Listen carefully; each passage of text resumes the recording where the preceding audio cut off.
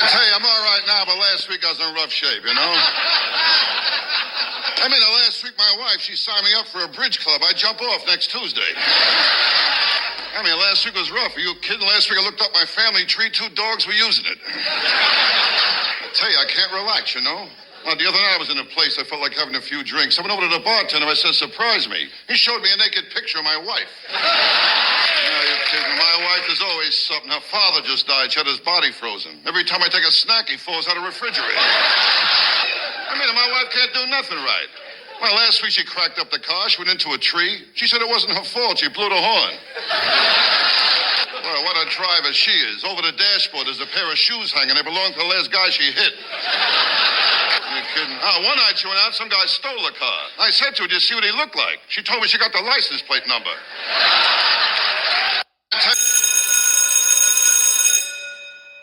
Good morning. It is Saturday, March the 11th, and this is The True Conservative. Welcome to all the butchers, bakers, and candlestick makers out there. I'm Ron, your host, and the only true conservative in the United States today. So today, after the Serenity Prayer and the Star-Spangled Banner, we will have no free lunch, the rape of the mind, Donald Trump, the black conservative, change as the new status quo, ideal versus reasonable, regulators, storytelling, equivocation, and the gospel according to Breaking Bad. All that and more when I come back.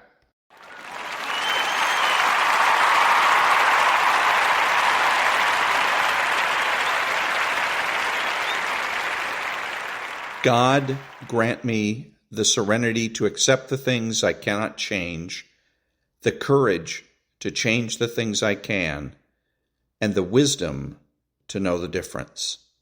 Amen. Ladies and gentlemen, please remain standing and remove your hats for the national anthem of the United States of America.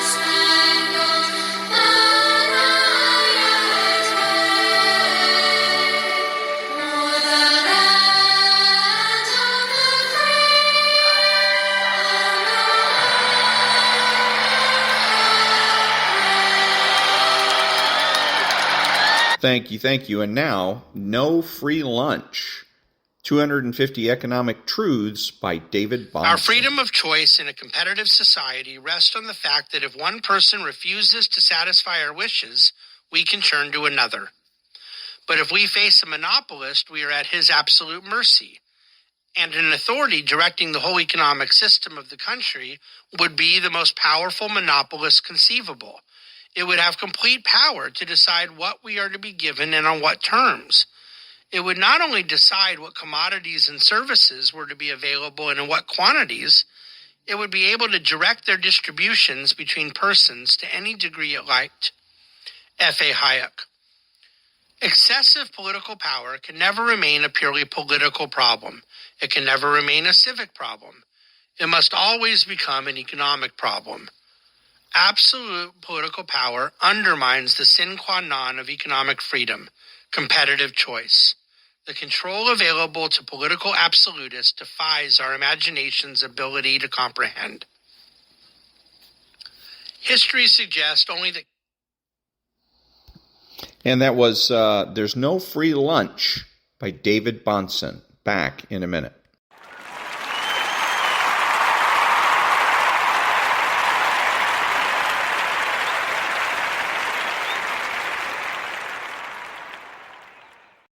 Thank you. So one of the things that the left likes to do is to make the reasonable sound as though it's ideal. And then on the flipping things around and making the ideal sound as though it's reasonable. Back in a minute.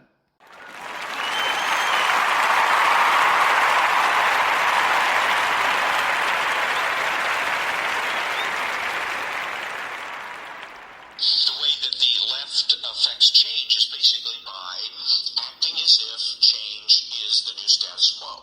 And once they are able to trick conservatives, the people on the right, into attacking and criticizing and complaining about their change as though it was the status quo, it cements that change in place. And that's the way they make change. Okay?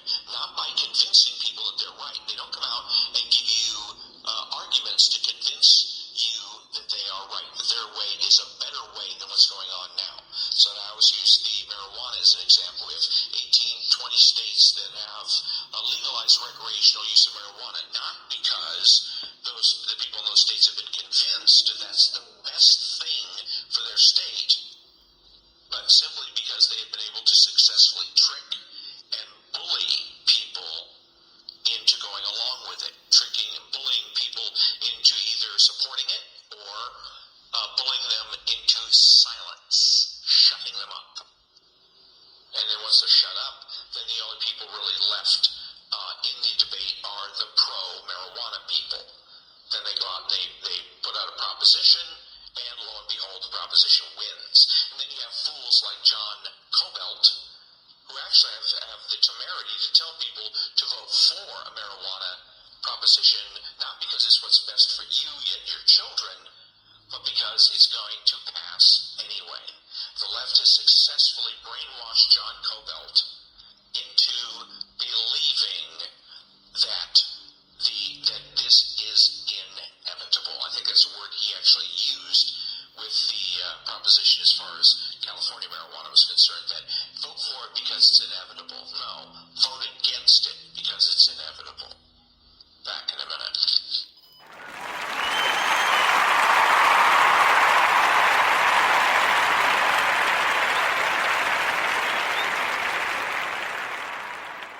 And now about 2 minutes from a YouTube account called The Black Conservative. Amen to this. Hello, people. How you doing? I was just sitting here, and it just swelled up something in my spirit. I'm just going to come on here and say it, man. Mr. President Donald Trump, I want to meet you so bad. Mainly to apologize face to face for allowing the media to influence my opinion of you. Good for you. I've been digging and doing my research, man. So many hidden things that they hid that you were doing. If you run again, you have my vote this time. Nice. I'm not a media puppet anymore. I see. I really don't know too much about anything except for the last 3 months, 4 months. I wish you had stayed president. 2 terms. Shoot. 4. Now, please, people, don't give me no hell for saying this. I really don't give a damn if you do, but, man, if y'all knew some of the things that I know, some of you already do about the president we just had and the president we have now, You'd be trying to go to another country somewhere. Mr. President Donald Trump, may God protect and bless you. Amen. Amen. Deuces. That means peace, in case you didn't know. Okay, man, let me know what you think about this video in the comment section. God bless this man. He did his own research and he opened his eyes. Hopefully more people will do the same. God bless you. Thank you for watching this and catch you on the next one. Stop watching the fake news media, bro. All they're doing is lying. That's all they're doing. Division and lies. And that was the YouTube account called The Black Conservative. Back in a minute.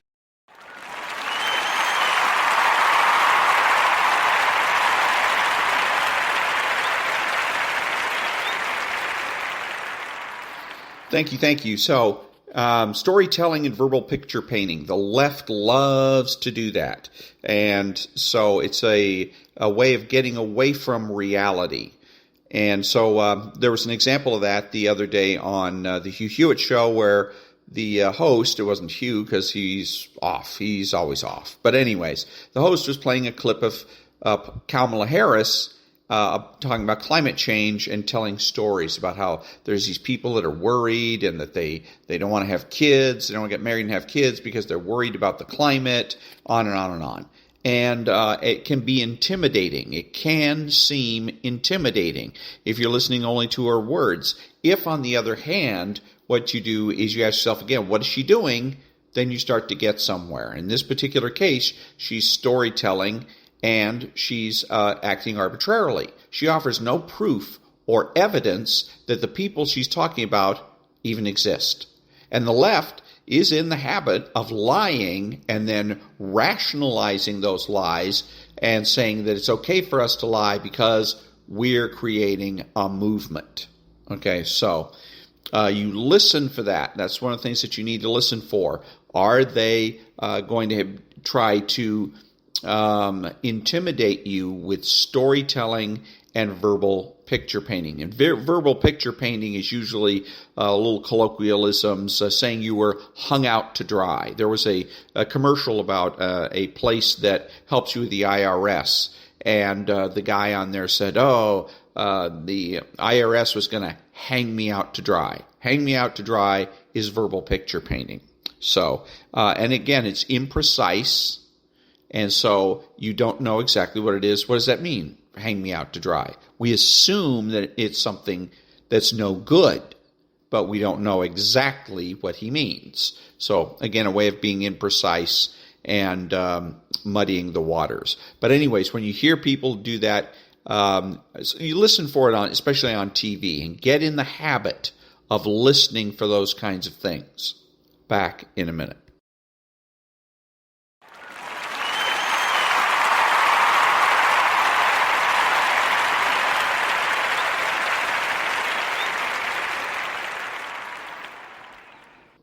Okay, so there's a lady, Gigi Song, that withdrew her name from consideration as she was nominated to be on the Federal Communications Commission. So this is what she said today. It's a sad day for our country. Hold on, let me go back here. And Censor conservatives. Senator Joe Manchin says he wouldn't go. So anyways, Senator Joe Manchin says, especially now, the FCC must remain above the toxic partisanship that most Americans are sick and tired of. And Ms. Sohn has clearly shown that she's not the person to do that. And then she responds, it's a sad day for our country and our democracy when dominant industries with the assistance from unlimited dark money get to choose their regulators. And, the big FCC or big telecom industries have done exactly that. I'm paraphrasing the last part there. But the point is, how can that be? We have this weird dichotomy where all businesses in America are regulated, and yet is the Democrats, the people that are the big fans of regulation, that keep claiming that these businesses are out of control. How can it be? How can telecom industries that are regulated by the federal government affect this kind of change? How can they stop a nominee? And she also did say that the telecom companies, in concert with the Senate, I think is the way she put it. Let me see. With assistance from Let's see what she says here. to choose their regulators. And with the help of their friends in the Senate, the powerful cable and media companies have done just that. So, but again, you can't have it both ways. You can't be pro-regulation, put in place regulation and regulators, and then turn around and try to tell me that these people that you're regulating are in charge and in control. It just doesn't work. If they are in charge and in control, despite your best efforts to regulate, then we need to get rid of regulation. We're wasting our time and wasting our money. So let's make up our mind. Are they regulated or are they not? Back in a minute.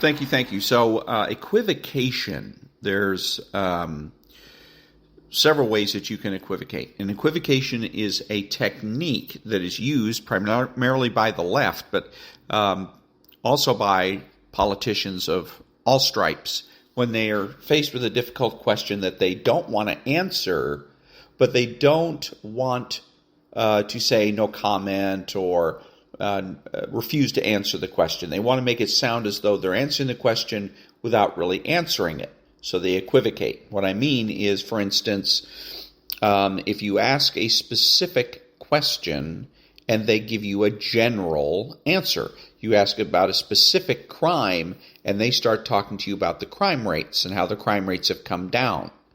That's equivocation. So you handle that once you recognize what they're doing by saying, no, I'm talking about a specific event. And you be persistent about it. Now, it's also something that you can use if you want to. You're dealing with a lefty and you want to teach them a lesson, you can equivocate. Use their techniques and tools against them. Another way of equivocating, though, is not just going subject matter general to the specific or specific to general, but is time. So you'll notice this a lot of times with politicians, and I saw this on the news, where a politician, a city council person, was being confronted about crime, a particular crime that had occurred, and the city council person started saying things to the effect of, we're working hard to make the city safer and to reduce the amount of crime, etc. And so what they're doing is she's not only talking about crime in general and refusing to discuss this specific situation, but she's also talking about the future, what they're going to do, and not what they have or haven't done. Because that's really the question. Hey, somebody broke into a store today. Why weren't there police there? Why have you not done anything to reduce crime? And why are you not doing anything to prevent it? Okay, that's the real question. And so what you do, again, to deal with that is you don't let them get away with it. No, that's not the issue. The issue is, what have you done to prevent crime? What have you done to lower the crime rate? And you keep the person on track. But in order to realize what's going on, you got to listen carefully. And in a lot of cases, you have to anticipate. When you're dealing with a politician, they don't want to answer a lot of direct questions because they don't want to have a bad answer, wrong answer, like, yeah, we failed here. They don't want to have to admit that. A lot of it's about public relations. But in any case, it's a good homework assignment next time that you're watching the news, next time you're watching any interview with any type of a politician, listen for equivocation. Back in a minute.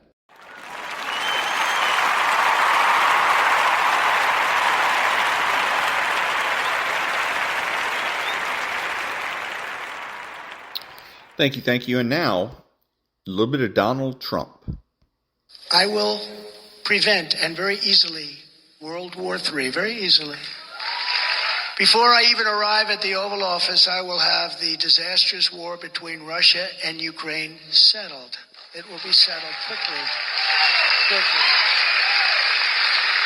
I will get the problem solved, and I will get it solved in rapid order, and it will take me no longer than one day. I know exactly what to say to each of them. I got along very well with them. I will prevent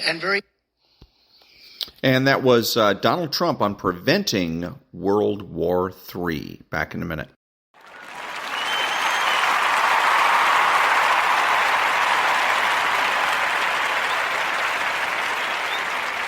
Thank you. And now, the rape of the mind, mass conditioning through speech.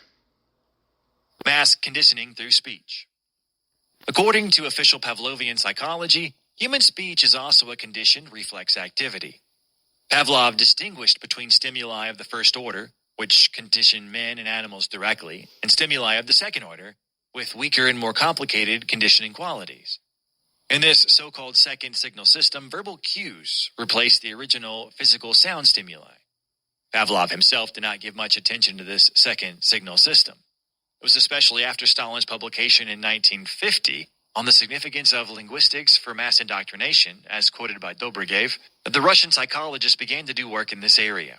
In his letter, Stalin followed Engels' theory that language is the characteristic human bit of adaptive equipment.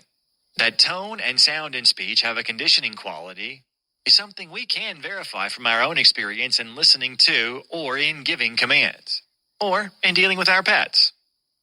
Even the symbolic and semantic meaning of words can acquire a conditioning quality. The word traitor, for example, provokes direct feelings and reactions in the minds of those who hear it spoken, even if this discriminatory label is being applied dishonestly. Through an elaborate study on speech reflexes written by one of the leading Russian psychologists, Dobrygev, we get a fairly good insight into the ways in which speech patterns and word signals are used in the service of mass conditioning, by means of propaganda and indoctrination. The basic problems for the man-tamer are rather simple. Can man resist a government bent on conditioning him? What can the individual do to protect his mental integrity against the power of a forceful collectivity? Is it possible to do away with every vestige of inner resistance? Pavlov had already explained that man's relation to the external world and to his fellow men is dominated by secondary stimuli, the speech symbols.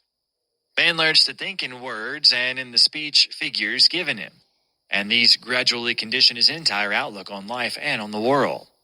As Dobrygev says, the language is a means of man's adaptation to his environment. We could rephrase this statement in this way. Man's need for communication with his fellow men interferes with his relation to the outside world, because language and speech itself, the verbal tools we use, are variable and not objective. Dobrygev continues, speech manifestations represent conditioned reflex functions of the human brain. In a simpler way, we may say he who dictates and formulates the words and phrases we use, he who is master of the press and radio is master of the mind. In the Pavlovian strategy, terrorizing force can be finally replicated by a new organization of the means of communication. Ready-made opinions can be distributed day by day through press, radio, and so on, again and again, till they reach the nerve cell and implant a fixed pattern of thought in the brain.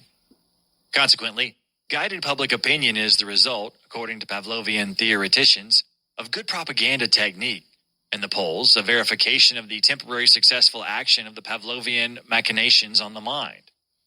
Yet the polls may only count what people pretend to think and believe because it is dangerous for them to do otherwise. Such is the Pavlovian device. Repeat mechanically your assumptions and suggestions, diminish the opportunity of communicating dissent and opposition. This is the simple formula for political conditioning of the masses. This is also the actual ideal of some of our public relation machines, who thus hope to manipulate the public into buying a special soap or voting for a special party. The Pavlovian strategy in public relations has people conditioned more and more to ask themselves, what do other people think? As a result, a common delusion is created. People are incited to think what other people think. And thus, public opinion may mushroom out into a mass prejudice. Expressed in psychoanalytic terms, through daily propagandistic noise backed up by forceful verbal cues, people can be more and more focused to identify with the powerful noisemaker. Big Brother's voice resounds in all the little brothers. News from Red China, as reported by neutral Indian journalists, tells us the Chinese leaders are using this vocal conditioning to the public to strengthen their regime. New York Times, November 27, 1954. Throughout the country, radios and loudspeakers are broadcasting the official truths. The sugary voices take possession of people. The cultural tyranny traps their ears with the loudspeakers, telling them what they may and may not do. This microphone regimentation was foreseen by the French philosopher La Rochefoucauld, who, in the 18th century, said, "A man is like a rabbit. You catch him by the ears." During the Second World War, the Nazis show that they, too, were very much aware of this conditioning power of the word. I saw their strategy work in Holland. The radio constantly spread political suggestions and propaganda, and people were obliged to listen because of the simple act of turning off one's radio was in itself suspicious. I remember one day during the occupation when I was taking a bicycle trip with some friends. We stopped off to rest at a cafe that we later realized was a true Nazi nest. When the radio, which had been on ever since we arrived, announced a speech by Hitler, everyone stood up in awe, and it was a must to take in the verbal conditioning by the Fuhrer. My friends and I had to stand up too. We were forced to listen to that raucous voice crackling in our ears and to summon all our resistance against the long, boring, repetitive attack on our eardrums and minds. Throughout the occupation, the Nazis printed tons of propaganda, big lies and distortions. They even went so far as to paint their slogans on the stoops of the houses and on the streets. Every week, newly fabricated stereotypes ogled at us as if to convince us of the splendor of the Third Reich. But the Nazis did not know to correct Pavlovian strategy. By satisfying their own need to discuss and vary their arguments in order to make them seem more logical, they only increased the resistance of the Dutch people. This resistance was additionally fortified by the London radio, on which the Dutch could hear the sane voice of their own legal government. Had the Nazis not argued and justified so much, and had they been able to prevent all written, printed, or spoken communication, the long period of boredom would have inhibited our democratic conditioning, and we might well have been more seduced by the Nazi oversimplifications and slogans. And that was The Rape of the Mind, Mass Conditioning Through Speech by Joost-Meerlo, M.D. Back in a minute.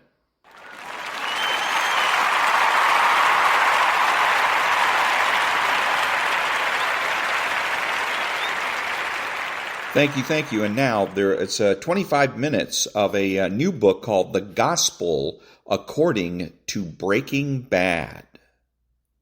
Chapter 1. My name is Walter Hartwell White. Now here's a note before we get started. I like pictures and visual references, so I'm going to have a picture before each chapter. And this one, of course, being the first chapter, is a simple pair of white cotton briefs. An introduction like no other. Though I don't question your fandom of the show, allow me to remind you of Breaking Bad's very first scene.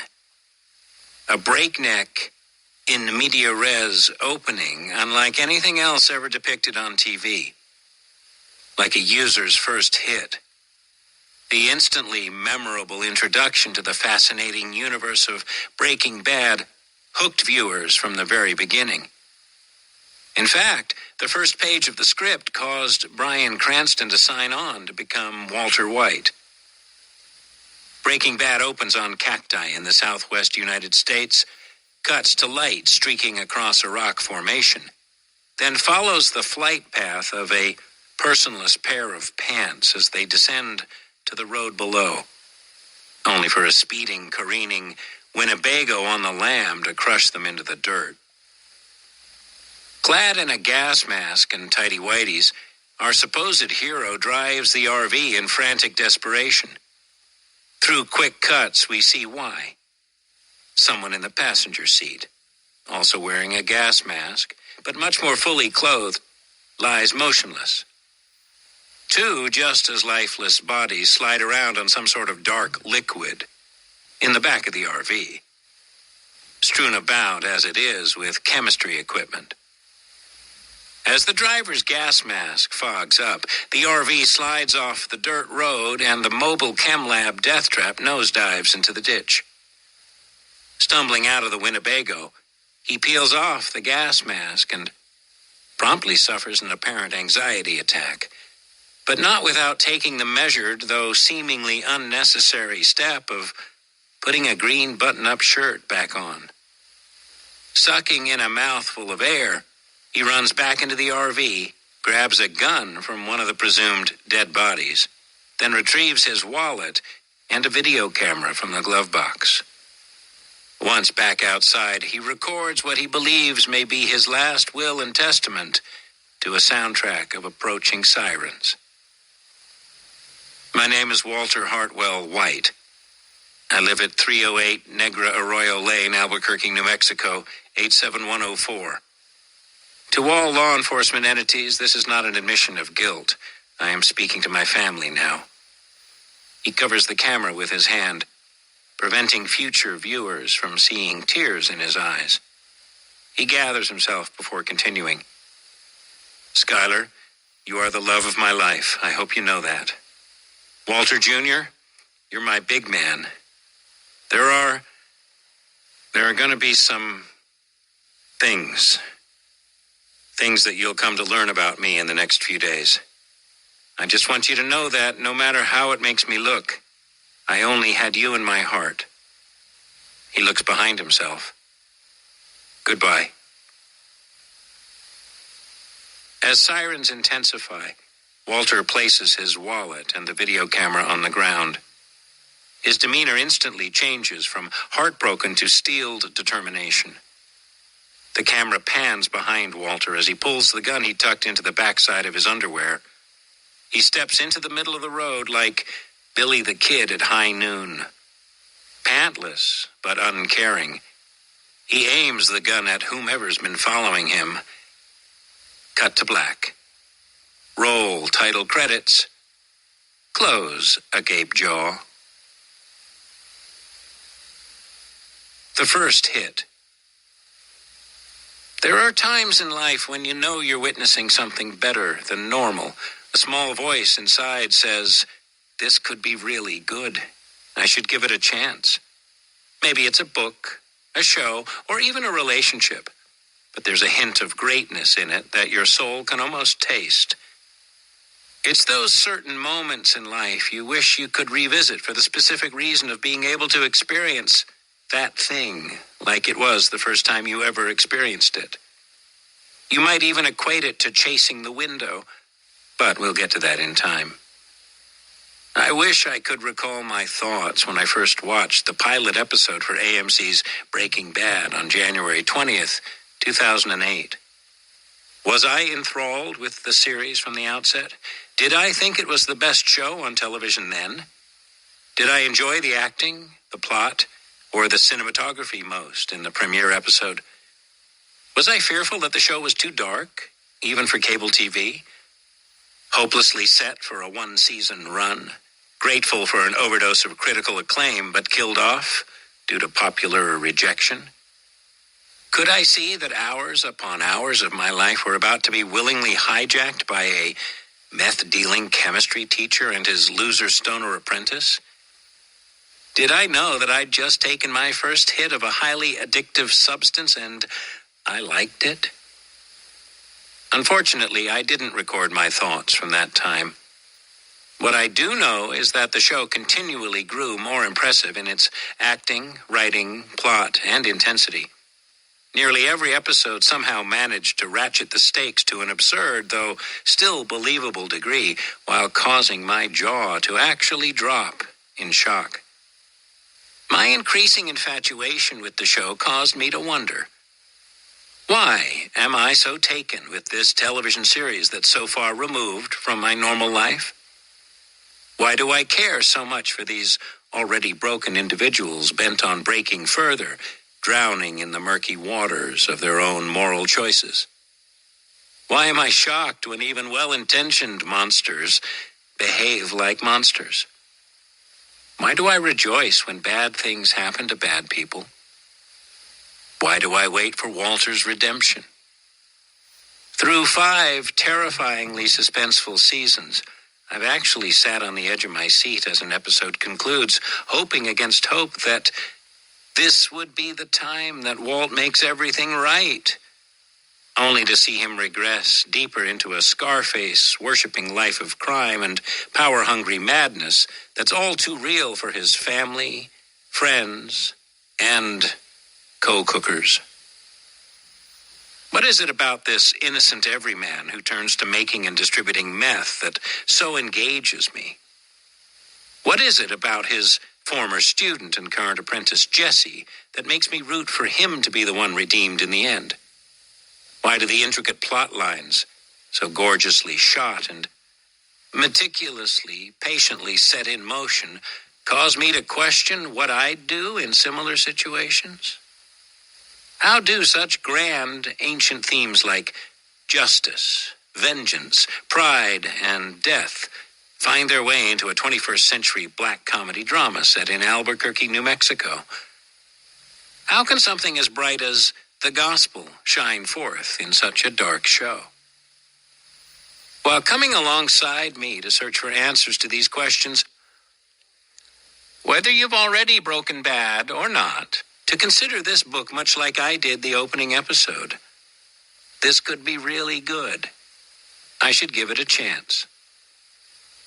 Also, here's a warning to any reader or listener who hasn't watched the entirety of Breaking Bad. Stop reading.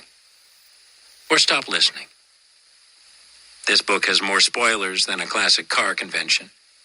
If you want to enjoy the show without knowing major plot points, proceed no further. Go watch the series, then come back and dig deeper into the show with this book. I'll wait. The worst idea. Breaking Bad should never have been made. A middle-aged, middle-class protagonist receives a death sentence in the pilot episode. This unlikely anti-hero then turns to a life of hard crime by cooking crystal meth.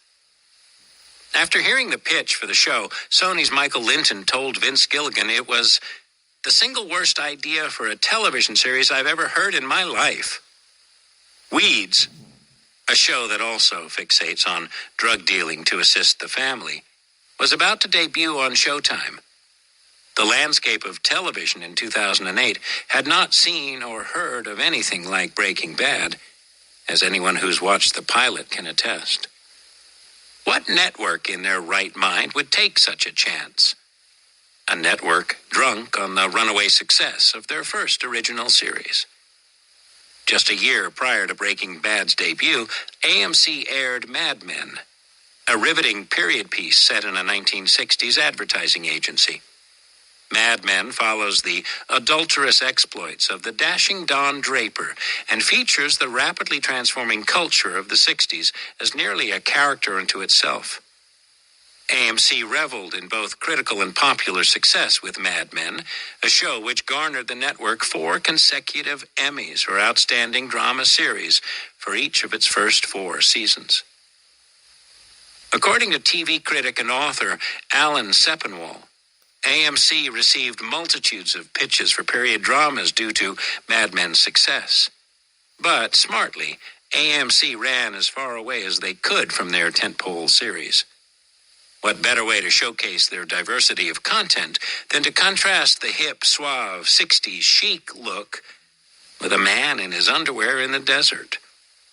They greenlit Breaking Bad, a thoroughly modern, even postmodern show, much to the surprise and delight of creator Vince Gilligan. The television landscape of the late 2000s was about to be submerged in dark shades of white and crystal blue. The moral universe of Breaking Bad. Show creator Vince Gilligan encapsulated the morality of Breaking Bad in a New York Times interview from 2011. If there's a larger lesson to Breaking Bad, it's that actions have consequences. If religion is a reaction of man, and nothing more, it seems to me that it represents a human desire for wrongdoers to be punished. I hate the idea of Idi Amin living in Saudi Arabia for the last 25 years of his life. That galls me to no end. I feel some sort of need for biblical atonement or justice or something. I like to believe there is some comeuppance, that karma kicks in at some point, even if it takes years or decades to happen. My girlfriend says this great thing that's become my philosophy as well. I want to believe there's a heaven, but I can't not believe there's a hell. As a one-time Catholic school acolyte himself, Gilligan understands judgment and the eternal battle of good and evil. Through the lens of his show, we may be provided a glimpse into his belief system, but I'd posit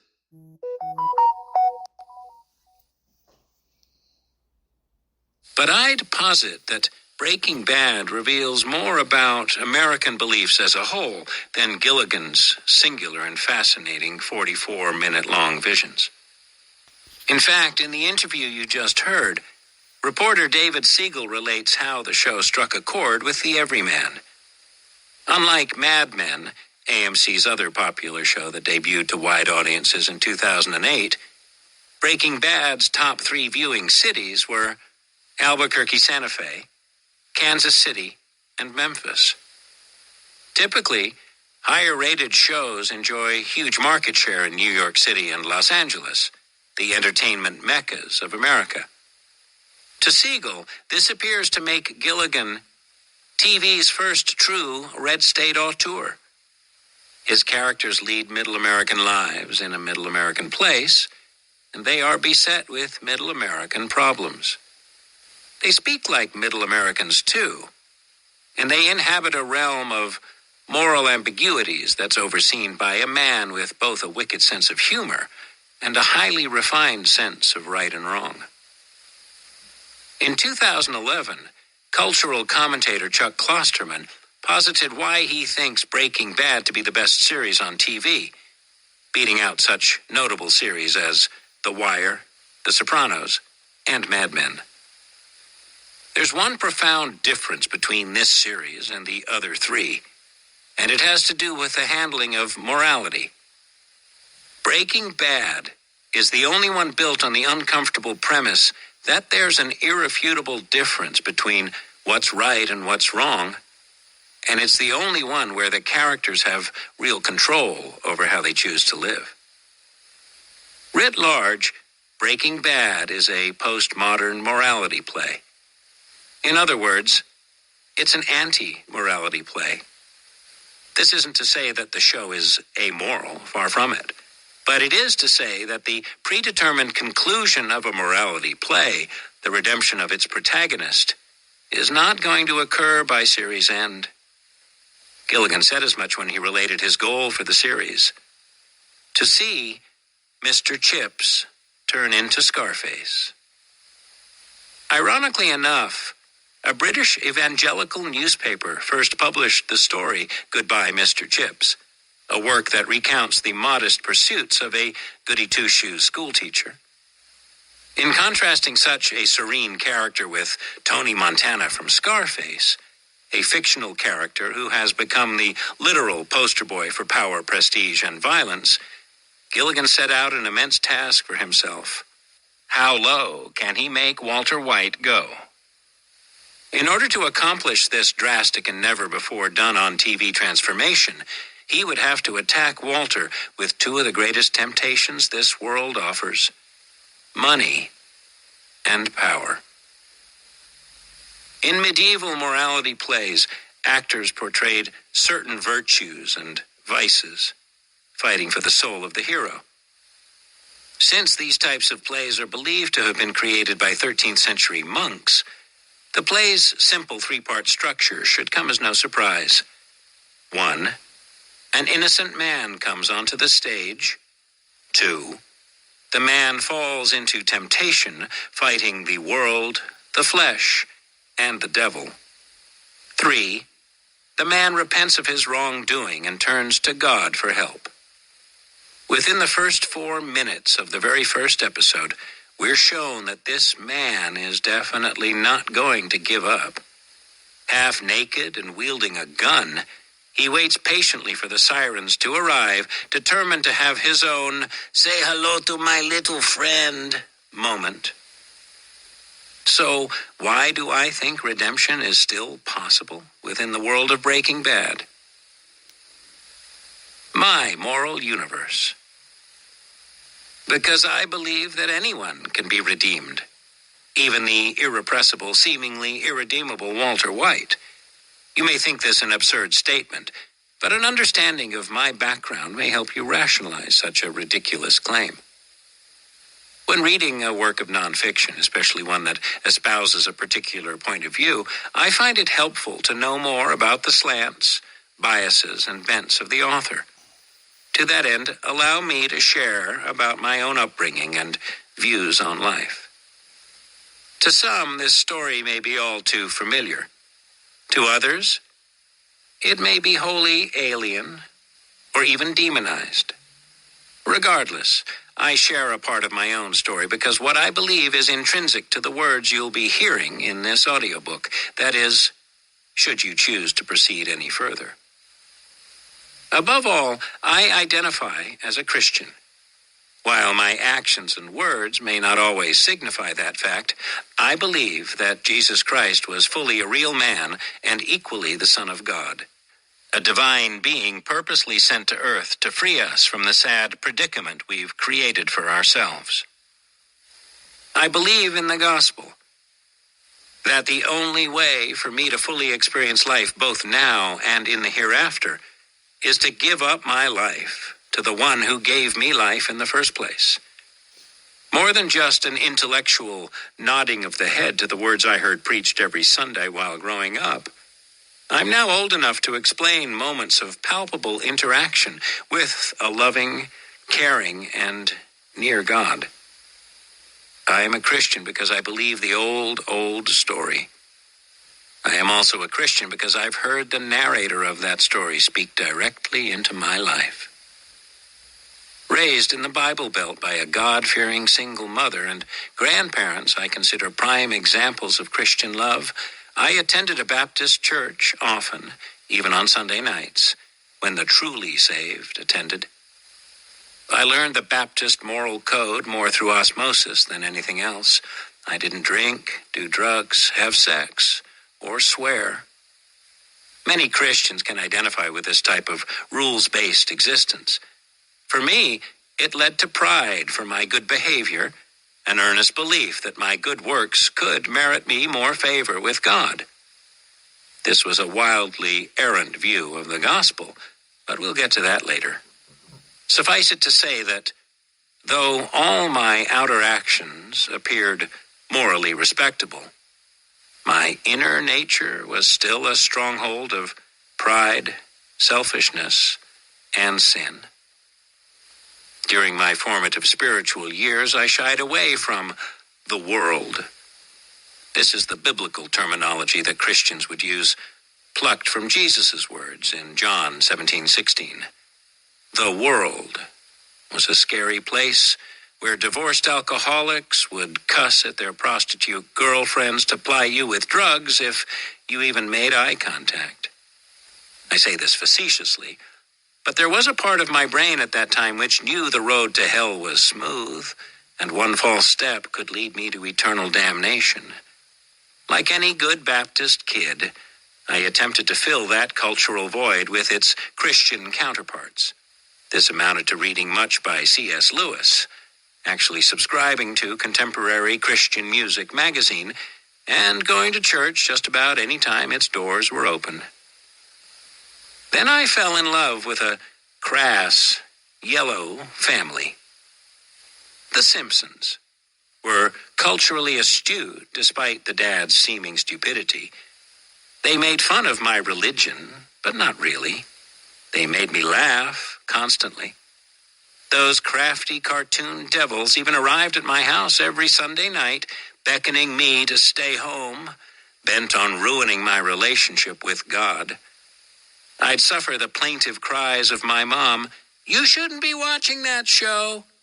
I'd nod in agreement, but the channel wouldn't change. Who knew that my first ride on the slippery road to hell would be encouraged by cheers of "Cowabunga"? Why did I not know that the world was hilarious, entertaining, enticing, and, dare I say it, enjoyable? I surely wouldn't lose my salvation due to a bratty fictional character, right? I learned 3 things through my decades-long love affair with The Simpsons. Always retire at the top of your game. It's okay to laugh at yourself. And the world is not a place to fear. What does all of this have to do with the gospel according to Breaking Bad? For starters, Mark Pinsky's The Gospel According to The Simpsons inspired this book, and his work is a fascinating glimpse into one of the most surprisingly spiritual shows of our time. Secondly, it's important for me to include a few disclaimers up front. Breaking Bad deals with intense issues: death, drugs, violence, gangs, murder, and so forth. While I know many who have suffered the devastation of death or cancer or divorce, the world of Breaking Bad is often foreign to me. What I know about the effects of drug usage stems from the show and whatever after-school specials I may have seen years ago. Part of the genesis of this book deals with the question as to why I'm so enamored with a show that is so wholly different from my everyday life. I assume, and would greatly hope, that your world is quite different from Walter's. But possibly one of the most fascinating things about this show is that Walter starts out just like you and me, or at least like someone we know. He is an everyman we can all relate to. But can we relate to who he becomes? Some Christians may assume I'm condoning the actions as seen in the show. That's a ridiculous assumption. While Breaking Bad is often an intensely violent show, it pales in comparison to the shocking and oftentimes confusing amount of violence as depicted in the Bible. Breaking Bad uses violence for dramatic effect, to hold the viewer in rapt attention, as well as to move plot lines forward. Additionally, it's a tragic depiction of the shocking violence that occurs on an hourly basis throughout our very real world. This book does not seek to celebrate violence, as our culture suffers from that media madness already, but to ask why such violence is necessary in Walter's world, and whether or not Walter's actions, or anyone else's for that matter, can ever redeem him. The world is not something to be feared or a place to flee. Popular scholarship holds that the Essenes, a Judaic sect, fled to Qumran in the 1st century in order to live a more spiritual life. While much internal good can stem from such a monastic life, one half of the equation goes missing by default: giving of yourself to others. By entering into the world, but reminding yourself that you're not of the world, a Christian can look at popular culture through a critical lens that appreciates its beauty and truthfulness, while also witnessing its longing for redemption. If you're lost, this will be fleshed out in a later chapter. Suffice it to say that a careful Christian can consume popular culture without fearing it poisoning their soul. To some, I'm a Christian. I know that this term carries many different types of baggage, loaded with millennia of historical weight, as well as your own personal history with those who call themselves Christians. Whether a Christian yourself or not, I ask you to engage this work with an open mind. My aim is to provide both interesting insight into the show as well as a glimpse into what the show can tell us about ourselves. I love Breaking Bad. In the long line of my fascination with the well-told stories of popular culture, Breaking Bad ranks as one of the best narrative journeys I've ever embarked upon. I'm a Christian, and I love Breaking Bad. These are not mutually exclusive statements, though the first statement greatly affects the second. This is what you have to know before proceeding. But enough about me. Let's talk about our mutual friend, Walt. And that was the first chapter of The Gospel According to Breaking Bad. And it's along the lines of there's philosophy books in which the philosophers analyze various pop culture television programs. And they also have ones that are based on psychology, where the psychologists weigh in on various things and episodes of popular culture TV shows. This is done from a religious perspective. It's going to be obviously from a Baptist and therefore Protestant perspective, but I think that it may prove to be, I don't know, I haven't read it yet, so I'm on this journey, so to speak, along with you, so it may prove to be add some depth to what was otherwise this show and the show called Burn Notice were two of the worst programs, two of the worst television shows on television. Popular, tremendously popular. I watched every episode of both of them, but they were absolutely horrible. Back in a minute.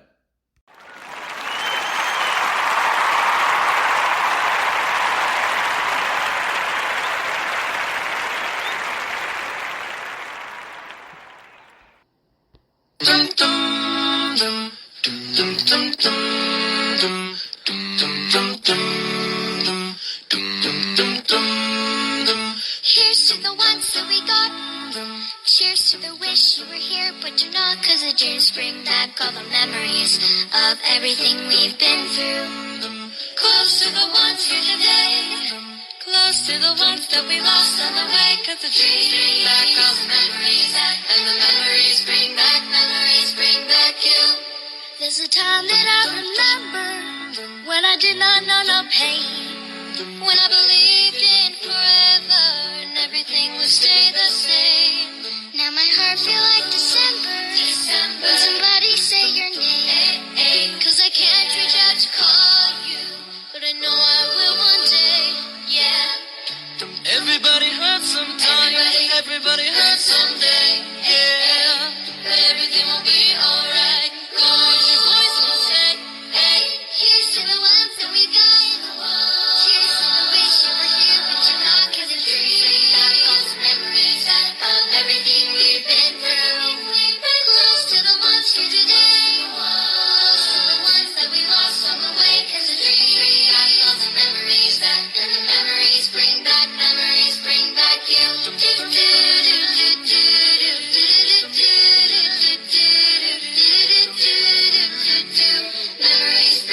Memories bring back you. There's a time that I remember when I never felt so lost, when I felt that all the hatred was too powerful to stop. Now my heart feels like an ember, and it's lighting up the dark. I'll carry these forces for you, let you know I'll never stop. Yeah. Everybody hurts sometime, everybody hurts someday, hey, hey. But everything will be alright, go raise your voice and say, hey. Here's to the ones that we got. Cheers to the wish you were here, but you're not, 'cause the dreams echoes the memories of everything we've been through. Close to the ones here today, close to the ones that we lost on the way, 'cause the dreams bring back all the memories, and the memories bring back you.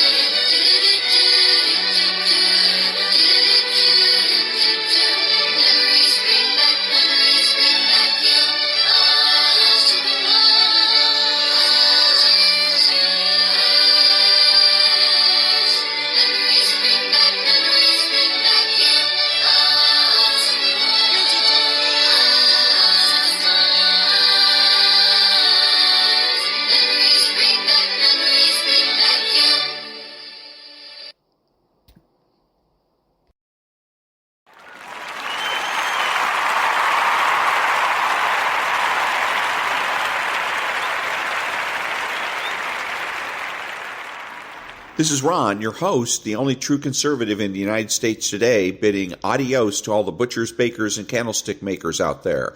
So I'm reminding you that the left has no authority, no power, and they can't win.